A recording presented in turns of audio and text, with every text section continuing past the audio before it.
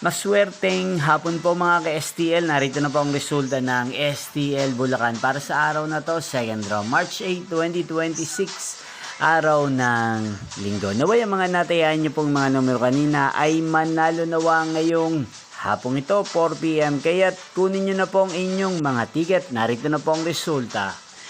Ang mga numerong nanalo sa STL Bulacan ngayong hapong ito, March 8, 2026, 4 PM, second draw result, 18 at 21 in exact order. Again, 18 at 21.